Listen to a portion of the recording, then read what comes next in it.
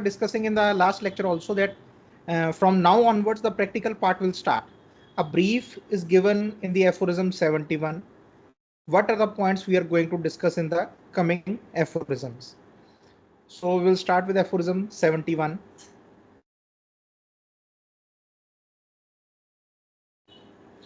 Today's part will be more concerned about the acutes. Right now, it will be a general feature, general description of acutes and how they are to be handled.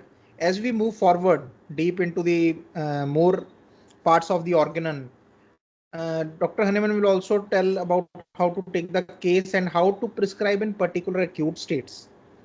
So right now it will be just a general view. It is not a detailed view of how to deal with every kind of this thing, disease.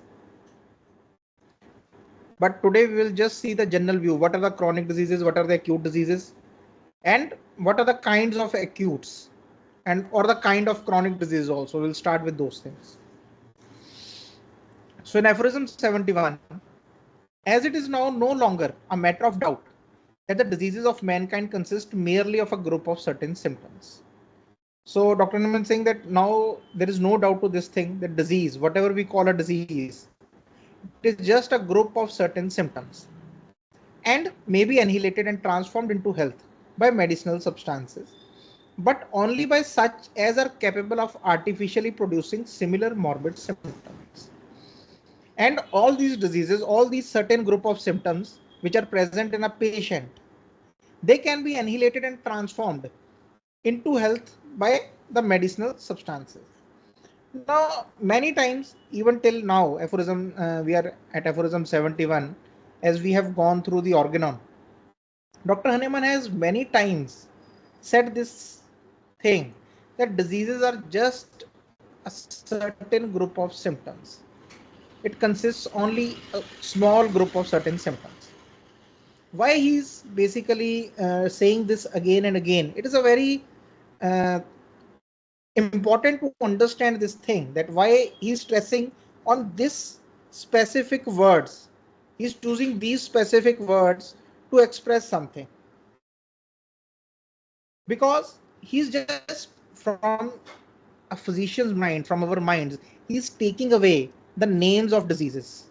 He wants us to forget the names of diseases, just treat diseases as if they are just a group of symptoms which are to be removed. There are certain symptoms of an ulcer which is bleeding, or an ulcer which is having a growth, or an ulcer which is phagedenic, it is increasing in size, it is going deep. Those are the characteristics of the symptom. We take that symptom, we prescribe the medicine, other characteristics of the disease, and you will see that the disease will start getting better. But if you think of that thing as a cancer, the name, that this is cancer, this is an epithelial cancer, squamous epithelial cancer. So when that name strikes you, that name strikes the patient, the name have the similar effect on both the individual, the physician and the patient. The first thing comes into mind whether we can cure this or not. But if you just keep it as that this is just a symptom, it is just there are some group of symptoms. The name does not matter much. But I only concentrate on this certain group of symptoms, the characteristics of the symptoms. Then the things they start becoming more easy. Then we can go beyond our fear, go beyond our limitation, and see the disease in the truest sense. So to take away that name and the impact of the name on our minds, he is stressing again and again and again in different kinds, that just understand this thing, that disease is nothing, it is just merely, the word he uses, it is just merely. Merely means not to be worried about, not a very big thing, very small thing. Disease is a very small thing, any kind of disease. It is just a small thing. That it is just a group of certain symptoms. It is nothing more than that. And such is the process in all genuine cures. And they can only be cured but only by such as are capable of artificially producing similar morbid symptoms. Only those medicines which can act homeopathically on the body, only those medicines, or by that way only, these symptoms can be permanently annihilated and the health can be transformed. So we have understood this thing till now, till aphorism 70. We have taken many examples of this thing. We have seen many compared homeopathy with the other systems of the medicines, how they are working, how the nature is working. We have seen the examples of cure by the nature itself, that whenever a cure happens in the nature, it always happens homeopathically. He says that all these things are established and they are beyond doubt. So henceforward, next is, hence the operation of curing is comprised in the three following points. So now we are going to talk about the cures, how the cure should be done. What are the things which a physician should know so that he can cure the patient. So the first point is, he's giving just an overview of what we are going to discuss. How is the physician to ascertain what is necessary to be known in order to cure the disease? Now, if you remember aphorism 3, he gave small hint about this thing. This is knowledge of the disease. Again, how is the physician to ascertain what is necessary to be known? So, what should the physician know? What should be the knowledge of the physician so that he can know why, how or what is to be ascertained, what is to be understood in order to cure the disease. Okay? So that is the knowledge of the disease.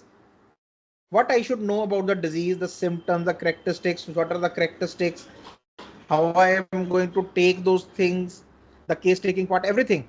So that all comes under the knowledge of that disease. Second is how is it to gain a knowledge of the instruments adapted for the cure of the natural diseases, the pathogenetic powers of the medicines. The knowledge of the medicines, what my medicine can cure because it produces the same things in the healthy individual beings. So the materia medica part of the medicines, that is the second thing. Third is, what is the most suitable method of employing these artificial morphic agents, medicines, for the cure of natural disease. So what is the most suitable method? The knowledge of that dose, what kind of potency, in what manner it has to be administered. So all these things he's going to talk about, he's going to tell us about in the coming aphorisms. So aphorism 72. With respect to the first point about the knowledge of the disease, the following will serve as a general preliminary view. Because whenever the patient comes to us, first we have to assess whether what kind of approach we are going to take towards the case.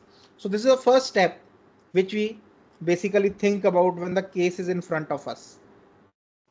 The diseases to which man is liable are either rapid morbid processes of the abnormally deranged vital forces.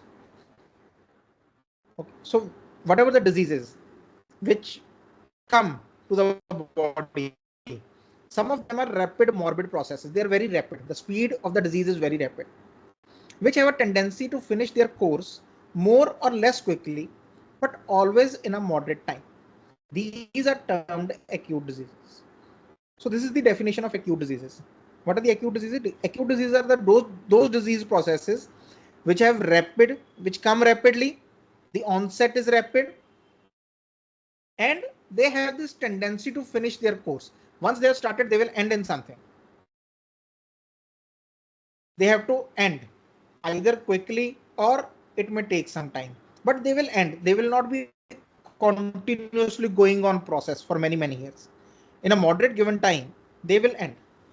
Or they are diseases of such a character that with small, often imperceptible beginnings, or the other character of the diseases is, the other type of the diseases is that they start with a small, imperceptible beginnings, unknown beginning, imperceptible. We cannot perceive it.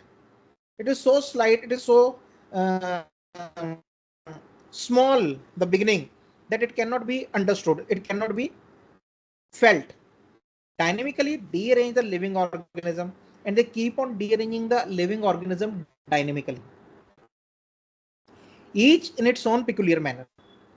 And they all are basically affecting in a peculiar manner and cause it gradually to deviate from the healthy condition in such a way that the automatic life energy, called vital force, whose office is to preserve the health, only opposed to them at the commencement, and during their progress, imperfect, unsuitable, useless resistance, but is unable of itself to extinguish them. They keep on gradually, they keep on increasing and increasing these diseases. That when they commence, the vital force who is there to maintain the health when the health is there in the healthy condition. But once it starts getting disease, then it just shows some imperfect, unsuitable, and useless resistance towards these increasing diseases, towards this increasing dynamic effect of the disease on the body and vital force itself. But it is unable of itself to extinguish them. It cannot extinguish them on its own. It can extinguish the acute diseases on its own in some cases, but these diseases, they cannot, the vital force cannot extinguish on its own, but must helplessly suffer them to spread and itself to be ever more and more abnormally deranged until at length the organism is destroyed. These are termed chronic diseases. So it just keeps on giving an imperfect resistance to the disease, and the disease is increasing and increasing and pushing it until the organism is destroyed. And these kind of diseases are known as chronic diseases. They are caused by dynamic infection with a chronic miasm. So basically there are two type of diseases, one are acute diseases and one are chronic diseases. The acute diseases, which the onset is rapid, finish their course in more or less quickly, but always in a moderate time, and they are not of long durations.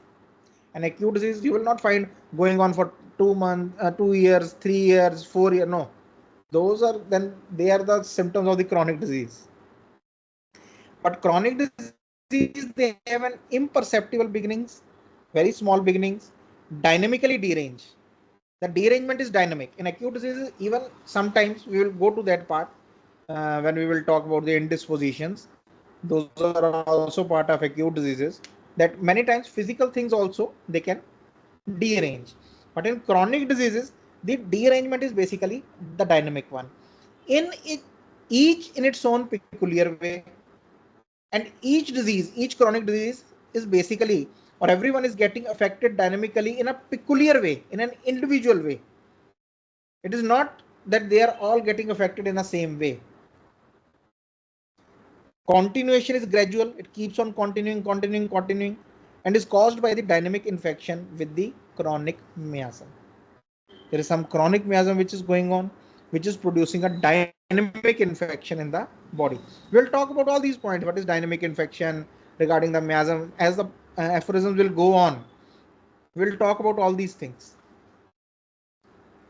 As regard to acute diseases, now Dr. Hahnemann is basically will give 4 examples of the acute diseases. That what kind of that will be, I think, in the next aphorism. But few examples of the acute diseases. As regards acute diseases, they are either of such a kind as attack human being individually, the exciting cause being injurious influences to which they are particularly exposed.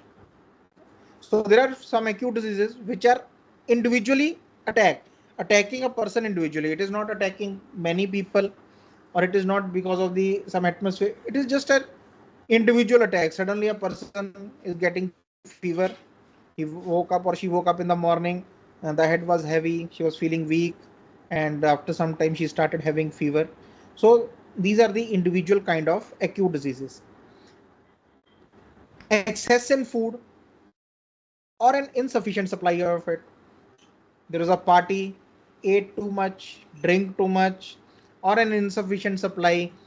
Someone was involved in a work, someone was going in a journey, so he was not able to eat it, or because of some socio-economic conditions, the person cannot get good supply of food.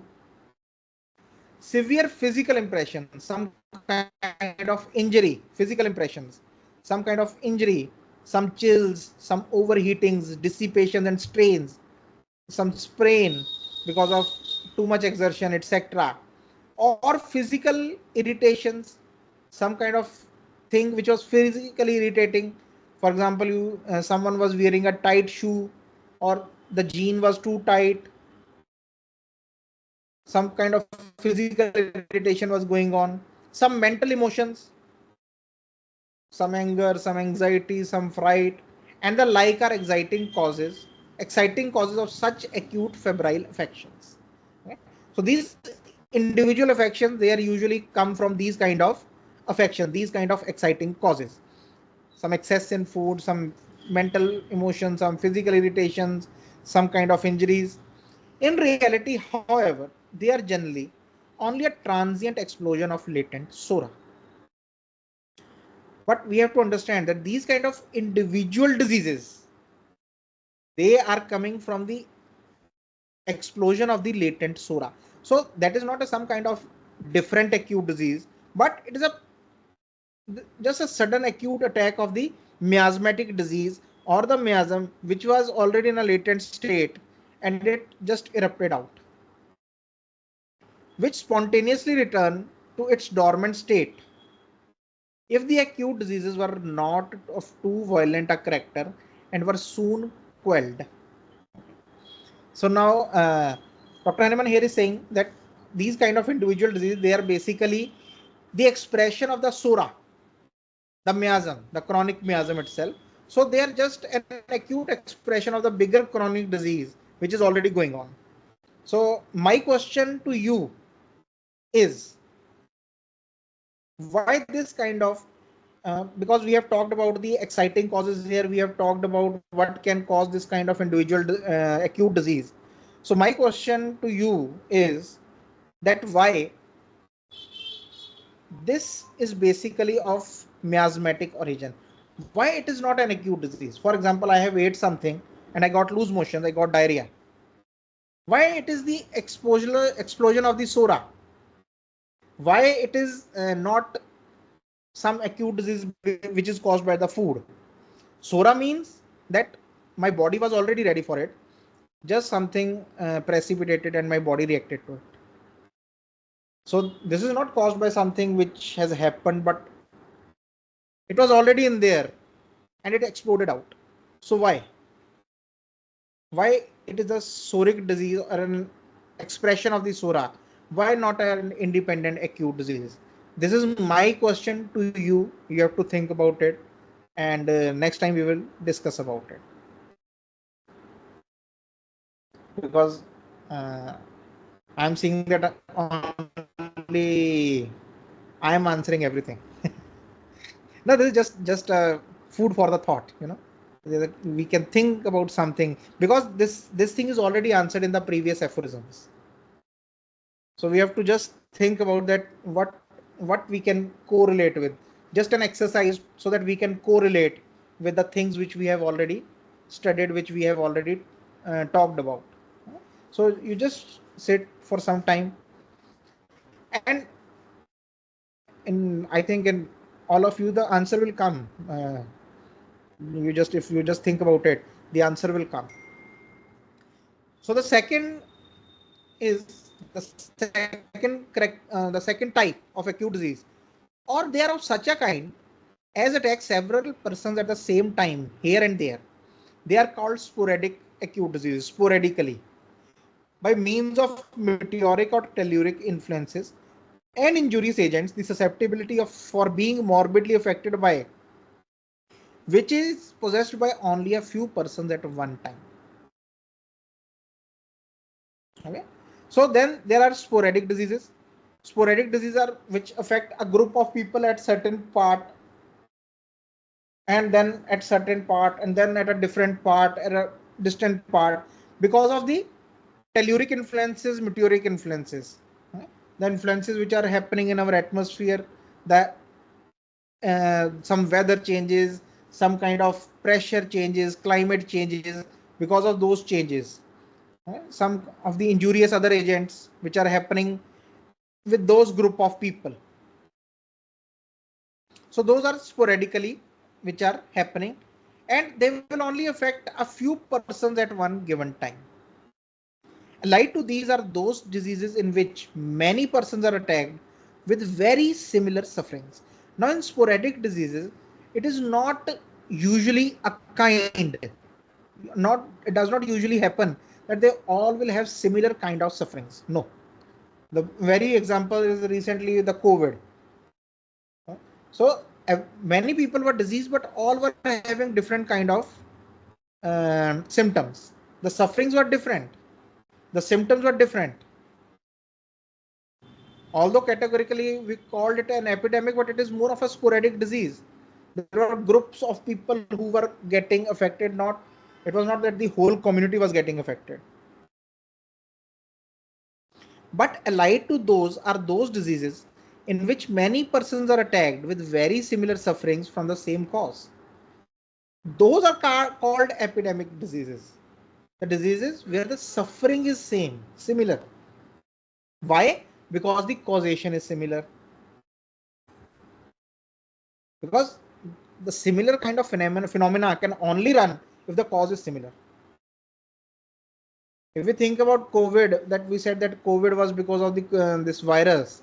So if the cause was same, then why the sufferings were different? The same cause has to produce same kind of suffering in everyone who is going through the same cause. So that is a typical epidemic where the cause is the same and the sufferings are the similar. You will see that the 50 or 100 patients who are coming, they have 90 to 95% resemblance of their symptoms.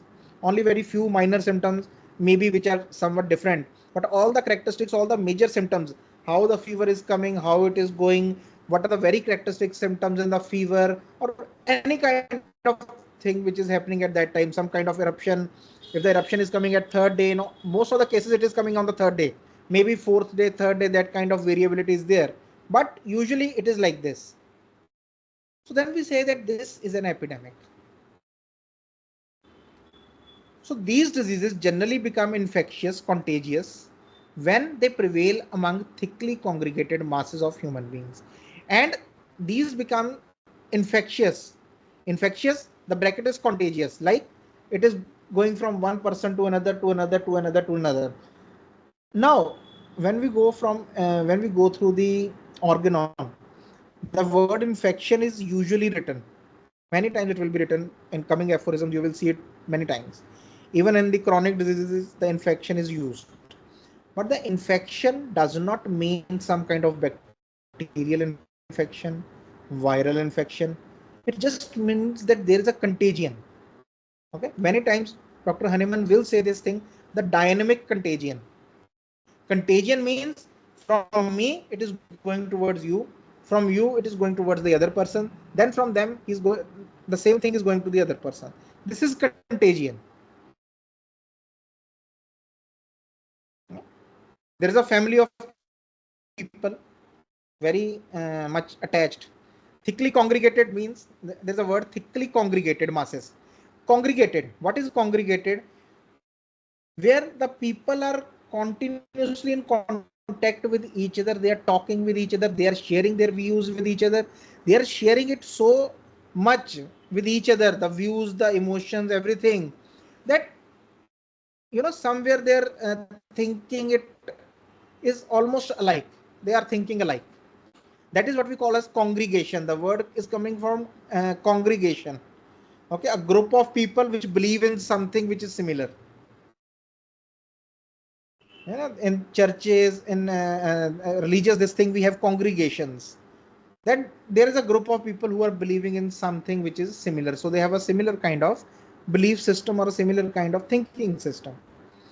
So in those thickly congregated masses, the contagion is more likely to get from them to the other person because they are thinking alike. They have a belief, they have a trust on each other that the source of the information is right. The source of what. So they are so much congregated, they are so much in connection with each other that the contagion becomes it becomes easy for the contagion, even dynamically, if that it can flow. If there is a fear, the fear can flow. If there is an anxiety, the anxiety can flow. If there is love, the love can flow. So these things are easy to flow. Many people, they are very much attached to their congregations.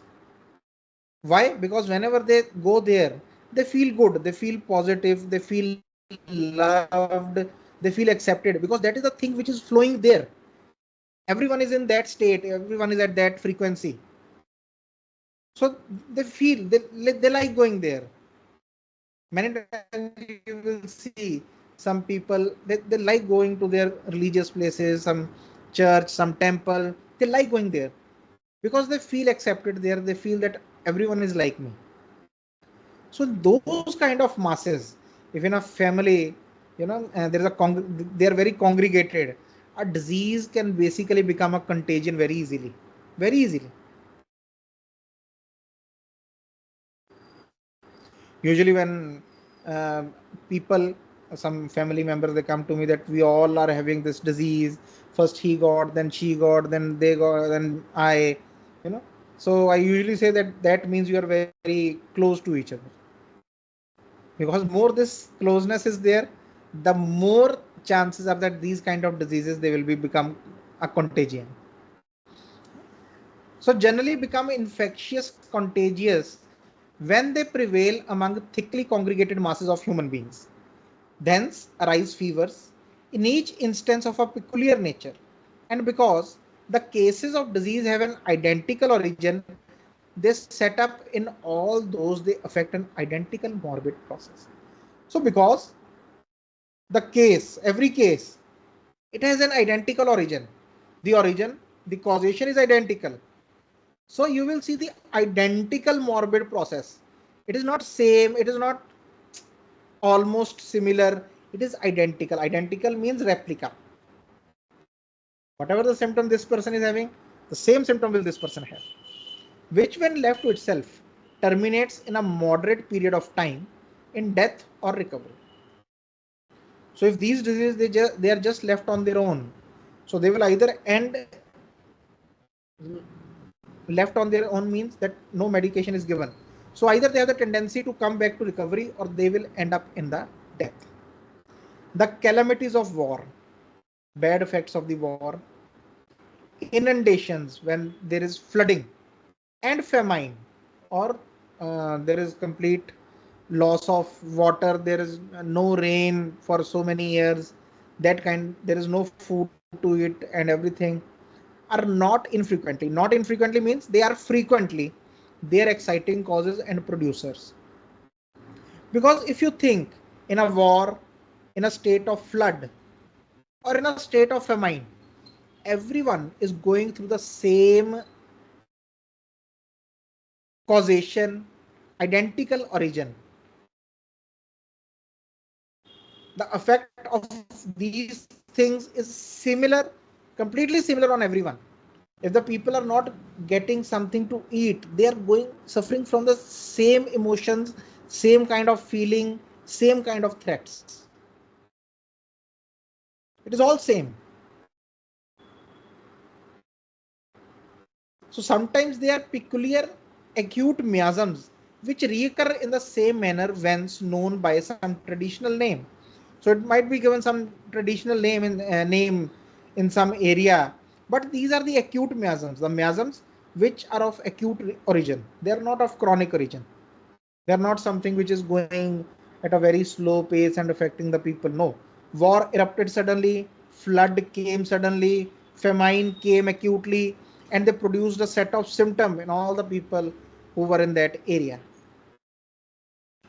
which either attack persons but once in a lifetime, as the smallpox, measles, whooping cough, the ancient smooth, bright red scarlet fever of Sydenham, the mumps, etc., or such as recur frequently in pretty much the same manner, the plague of Levant, the yellow fever of the sea coast, the Asiatic cholera.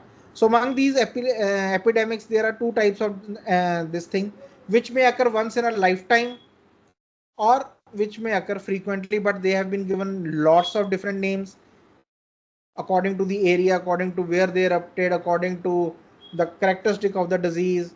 So the Asiatic cholera because it happened in Asia, the fever of Sydenham because it happened in Sydenham.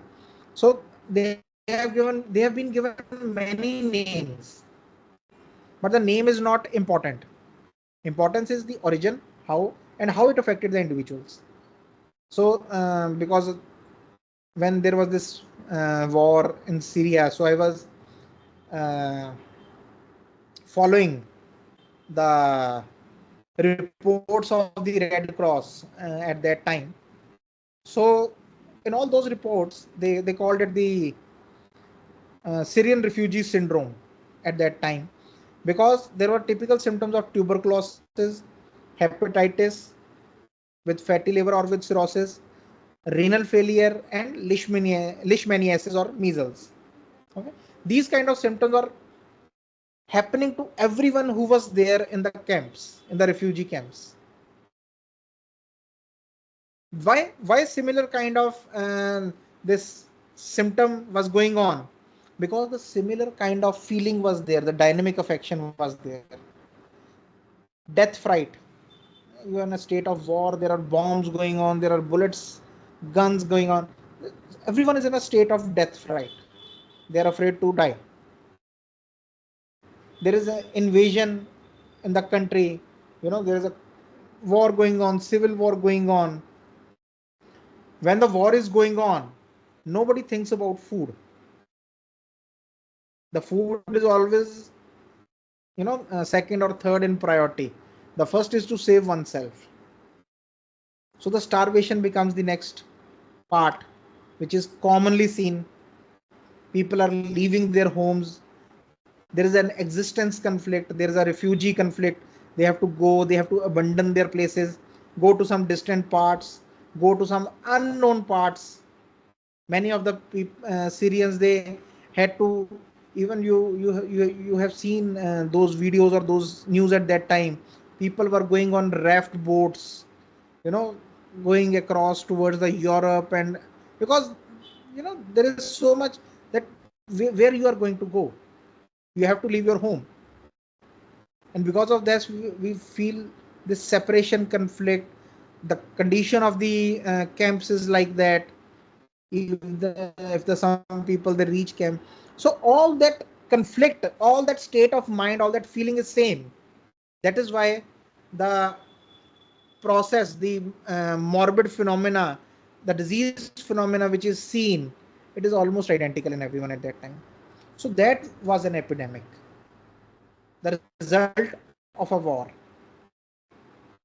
Because these kind of things usually affect when these kind of conditions are there. Some war is there, some famine is there, some flooding is there, inundation is there. So at that time, whatever the conflict is coming, that will result into the symptoms and the diseases.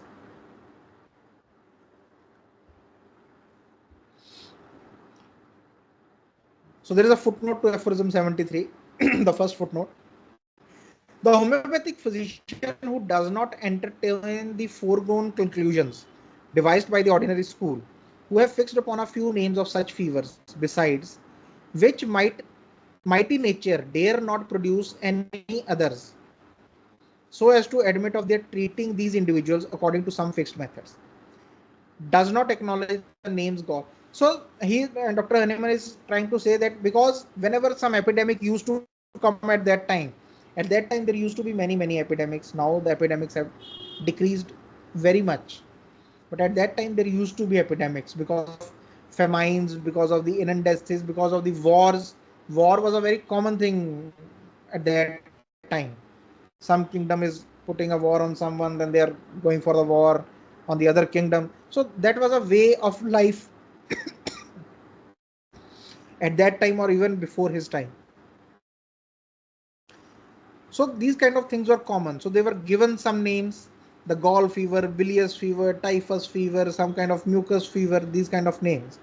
So Dr. Hahnemann is saying in this footnote that the homeopathic physician,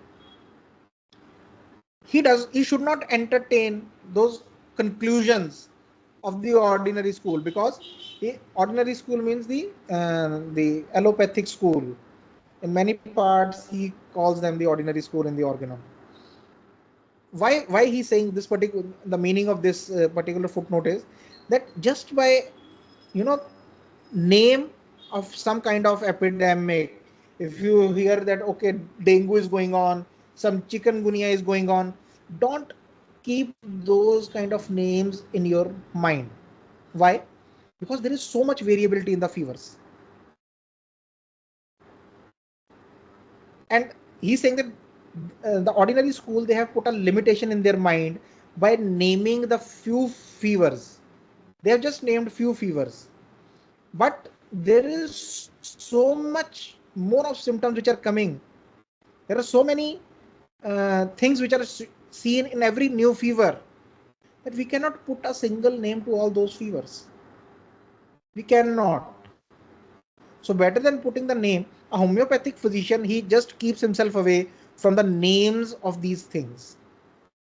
That is why I was telling you in the starting of the Aphorism 71, because now this thing will come many times as we go more in the practical part, where we have to understand that the name does not mean anything. As a homeopathic physician, the most important thing is to see the symptoms and find out the characteristic symptoms. That is only what is required of me. That is only what is required. Second footnote to Aphorism 73. Subsequently to the year 1801, a kind of purpura miliaris, Rudwong, which came from the west, was by physicians confounded with the scarlet fever. So around that year, there was some purpura, some kind of fever which was, going on, but the characteristic was from some part of the west. And the physicians at that time, they basically confused it with the scarlet fever, notwithstanding that they exhibited totally different symptoms. So he's just giving an example that if you go by the name of the fever, that okay, the eruptions are of same kind, it is a scarlet fever. Just by looking at the purpura, many physicians, they confused it with the scarlet fever. But he's saying that the purpura was there, but there were so many other symptoms with that thing, exhibited totally different symptoms, that the later found its prophylactic and curative remedy in belladonna, the former in aconite. So many physicians, because they confused it from the purpura, they thought that it was aconite, so they kept on giving aconite. They did not understand the symptoms. But Dr. Hahnemann cured the same thing with the belladonna, and that the former was generally merely sporadic, while the later was invariably epidemic. Now he's saying that earlier, the purpura, it was basically a sporadic disease, and this was a completely epidemic. Of late years, it seems as if the two occasionally joined to form an eruptive fever of a kind for which neither the one nor yet the other remedy alone will be homeopathic to be exactly. And he's saying that now, at the time he was writing this thing, that now the time has come that both the diseases, they have conjoined, the symptoms have conjoined each other, and neither the belladonna nor the aconite will be homeopathic to this thing. We have to find some other remedy for it. So it's just giving an understanding that just by the name of some fever or by some epidemic, under that this is the plague, this is the smallpox, chicken pox, just by the name, do not go for the medicine directly. Look for whether it is exactly the same thing or not. What are the symptoms, the variation in the symptom, the characteristics of the symptom. So overall, for a homeopath, the symptoms matter the most, because only by symptoms we can see the individuality in each case, the newness in the each case, or if there is some similarity, then also we have to see on the basis of the symptoms. So the symptoms are the most important thing to understand along with everything else.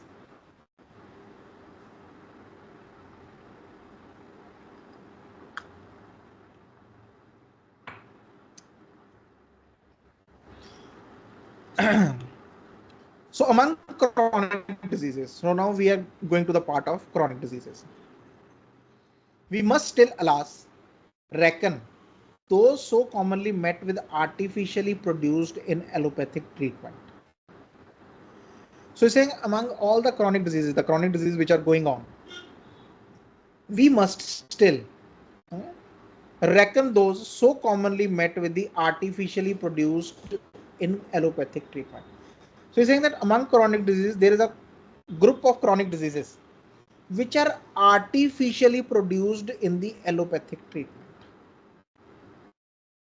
There are chronic diseases of natural origin, and then there are chronic diseases of artificial origin, artificially produced, not commonly produced by the human being or the vital force, but it is artificially produced. Those symptoms are artificially produced by the use of prolonged use of violent heroic medicines in large and increasing doses. Some kind of narcotics are used, or at that time was used in large and increasing doses, by abuse of calomel, corrosive sublimate, mercurial ointment. Even nowadays many ointments they contain mercury in a different kind, but it contains mercury. Even the nitrates of silver, they are already present in many ointments nowadays. Iodine and its ointments, opium, valerian, cinchona bark, quinine. Even nowadays it is used in the form of hydroxyquinine and quinine, foxglove, prussic acid, sulfur, and sulfuric acid, perennial purgatives, venesections, leeches, issues, cetons, etc.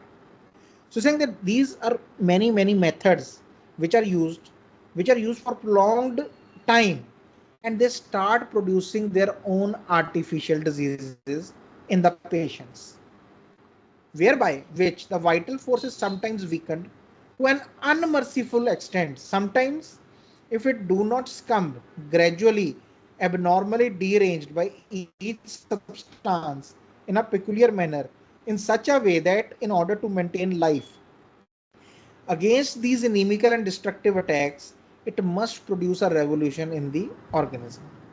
And when these things are used, they basically weaken vital force to an unmerciful extent. They are weakening the vital force, because vital force is already fighting with the natural disease, and now it has to fight with the medicinal disease also. The medicinal disease which is opposite to it, the medicinal disease which is basically um, used in an antipathic way, palliative way, to decrease the symptom, to suppress the symptom, and it has to produce a revolution in the body so that it can preserve itself in such a way, in order to maintain life. It has to maintain life, it has to keep the organism living against these inimical and destructive attacks. So how it can do is, it must produce a revolution in the organism. And what is that revolution? And either deprive some parts of its irritability and sensibility, or exalt these to an excessive degree. So either how the vital force produces revolution is either by decreasing some irritability, some sensibility of the patient, or by increasing it. The patient will become more sensitized. He will start becoming more affected by paracetamol. That in many patients we see that they become sensitive to allopathic medicines, sensitive to painkillers, sensitive to some antipyretics, because the sensibility is increased so much that the patient he himself should repel those kind of things, that oh, I don't want to take these medicines, because when I take it, I suffer from loose motions, I feel more worse after taking these things. So the sensibility towards these products, it is increased, cause dilatations, or some parts they have to suffer dilatation or contraction or relaxation or induration, or even total destruction of certain parts, and develop faulty organic alterations here and there in the interior or the exterior, cripple the body internally or externally, in order to preserve the organism from complete destruction of life. So many times it has to produce, the vital force has to produce some kind of distortions in the body, some dilatation, some contractions, cripple the body also, so that it can preserve the organism. because that is the work of the vital force. Preserve the organism as long as it can from complete destruction of life by the ever renewed hostile assaults of such destructive forces. Here, the such destructive forces is the artificial disease formed from the allopathic medicines. This is the aphorism about that kind of chronic disease. These inroads on human health, affected by the allopathic non-healing art, more particularly in recent times, are of all chronic diseases the most deplorable, the most incurable. So the next he adds is that these inroads on human health, these kind of effects which are produced on the human health by these medicines, more particularly in recent times, they are of all chronic diseases. If you see at the picture of all the chronic diseases which are present, so these chronic diseases, this group of chronic diseases which is produced by the medicines, these are the most deplorable. Deplorable means most destructible and the most incurable. It is very difficult to cure these. And I regret to add that it is apparently impossible to discover or to hit upon any remedies for their cure when they have reached any considerable height. And he says that I regret, I feel sorry, but I have to add this thing that it is impossible to find a remedy or very difficult to find a remedy which can cure these effects on the human health, the effects of the medicines which they have produced on the human health when they have reached any considerable height. If they have caused some kind of destruction to the patient, so their cure, their this thing is very much impossible to find, some kind of remedy on this thing. We will take the examples of these things next time. Aphorism 76 and the footnote to Aphorism 76. There we will talk more about this thing 76, 77, 78 with more examples that why he has said this thing. Because it is very important to know, because patients are coming to us, they are taking some kind of medicines, they have gone through some kind of procedure, some kind of operations. So in those kind of cases, what to expect after we have given the medicine, that we have to understand. So we will talk about, I will take few examples because I will take some time on these aphorisms. I don't want to rush into these aphorisms because once the practical part has started, we will not rush into anything. We'll go slowly, we will understand it, understand each and every aphorism, understand each and every word which Dr. Henneman has written in the Organon, so that we can know what we have to learn in order to cure these diseases. And when some kind of scenarios they come, like here we have a scenario where there is a natural disease and an artificial disease, so what to expect in the follow-ups, what kind of follow-ups I can expect, that I have to understand. Okay. So next time I will talk about few cases. I will take few examples of few medicines, some medicines which are commonly taken in diabetes, in the treatment of thyroid, in the treatment of blood pressure. I will take the examples of those, and we will try to understand that what kind of a conjoined disease picture we have, and how to see through that picture also, because we cannot prescribe our medicine on the symptoms which are produced by the medicines. We cannot prescribe on that thing. Okay, so we will go through that thing and we will discuss in detail in next time. So any questions, you can just send the questions in the group or to Dr. Jonkol or to Dr. Isha, and we can talk about them, we can discuss them in the next class or lecture. And the question which I asked you, please think about it, because just by thinking you will get the answer. I'm very sure of it, because we have gone through those first 70 aphorisms and the answer is there only to this thing. Okay. So with that, thank you very much, and I have a very good night.